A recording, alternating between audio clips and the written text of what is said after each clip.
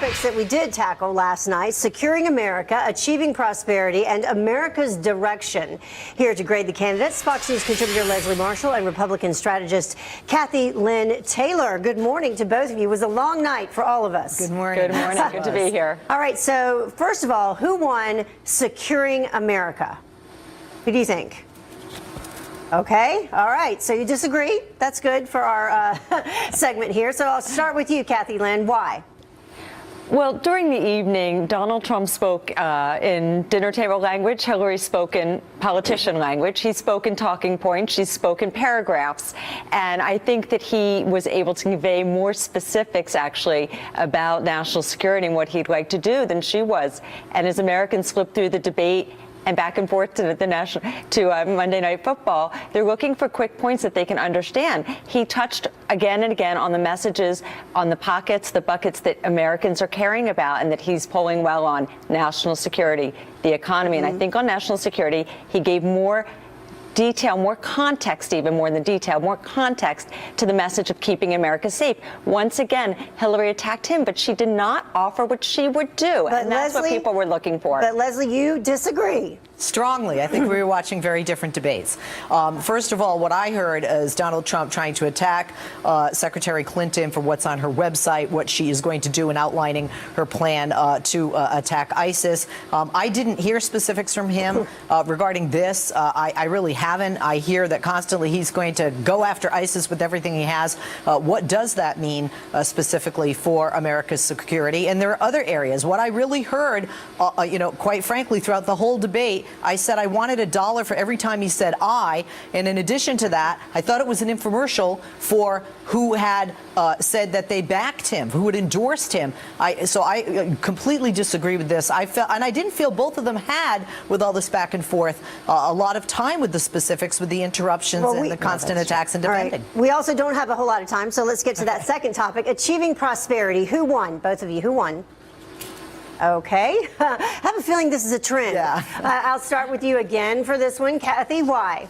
Yeah, this was Donald Trump's best topic of the night, and it should be. And I think he made a good point when he said it's about time America has a leader who understands money. We are in an unsustainable situation. I mean, every American would have to come up with over $50,000 right now, right here, every baby, every elderly person, to pay off our debt. So it's wonderful that she has ideas about giving things away like college, but we don't have the money to do it. And I thought he made some good examples using Youngstown, Ohio, and people losing their jobs, and talking about NAFTA in a way that may have not been terribly specific, but was very relatable. And that's what we have to remember voters respond to. Yeah, Leslie, do you think that Hillary Clinton gave enough specifics as well?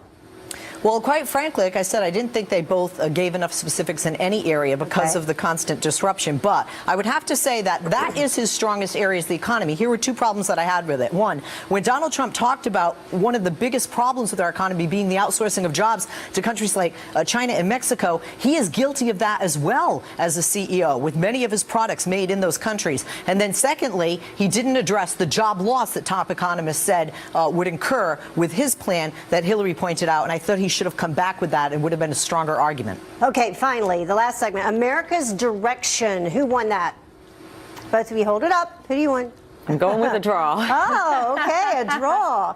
All right, we're going to have you back, so we'll talk a little bit more about that in our next segment with you guys. Thank you so much. Thank you. Thank you. Just a little teaser. Thank you for sticking around with us this morning. Thanks for having us. Okay, so first up, let's start with this: Securing America. Who won? Okay, so I'll start with you this time, Leslie. Why?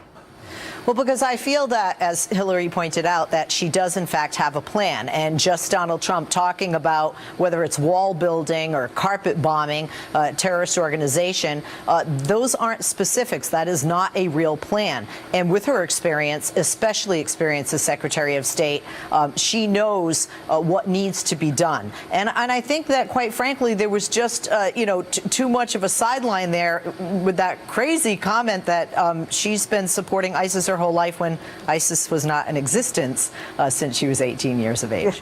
And Kathy, we were actually talking about that. What would have been a clever comeback line for her? You said that Donald Trump won the achieving prosperity part.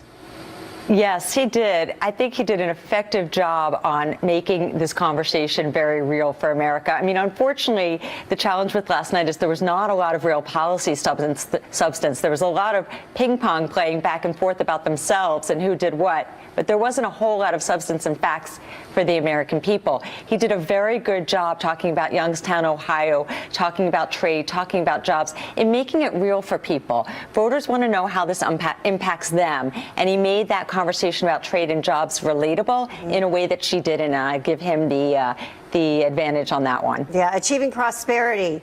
Number 2, who won? Who won? Sorry. All right. Oh, wait, you almost slipped up there, Kathy. I'll let you talk about why first. Well, it goes to this point about economy, and we have an economy now where 2 million more women are in poverty than they were when President Obama took office. We have an economy where 50% of America's school children are living in poverty. It's unbelievable. And so, you know, she can say that she'll do a lot of things, but she didn't give any specifics. She asked him about his, and he answered them with real plans about what he plans to do, and he's been doing that throughout the campaign. So again, I think there last night, he did speak in a much more relatable way to the American people. And this is a conversation with the American people. And wrapping it up now, number 3, America's direction. Who won there? Who won? Ah, you said a tie, but Leslie, I'm going to let you talk about this one finally.